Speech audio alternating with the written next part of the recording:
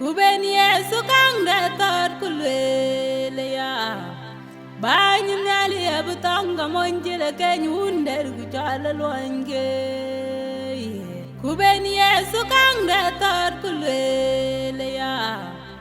Banyim nyali abutanga monjele kenyunder kuchala luange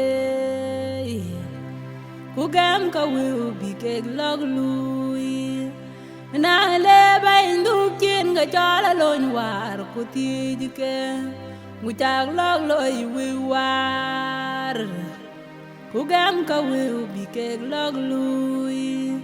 Na leba indukin ga chala lon war kutijike Nguchak log loy wiwar Agoran tweng ban kulwel bany Yini chaye bot kuyan julog lui bondet chalong matin Go by lazy loy den potting ye loy kuligen Ina loin pat willing ye tit kumukanim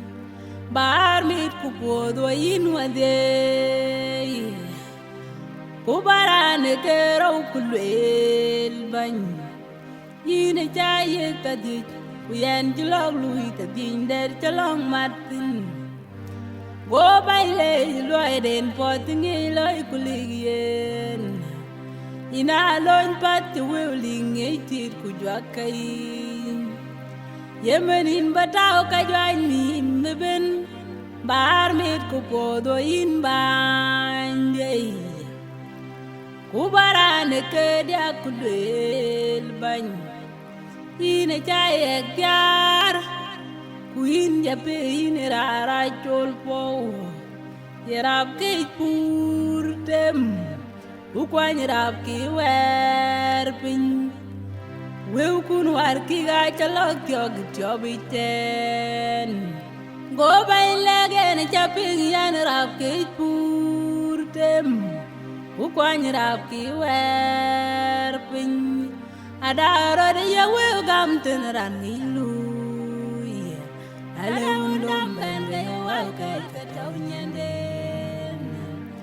Alundum bende wakai kataunyanden Bandit nyet panje amornom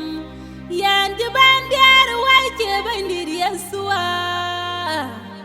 Yena cherio jongater Yana cherio bany pinum Yana cherio jongater Bandit nyet panje amornom Yanti bandiar waiche bandit yesua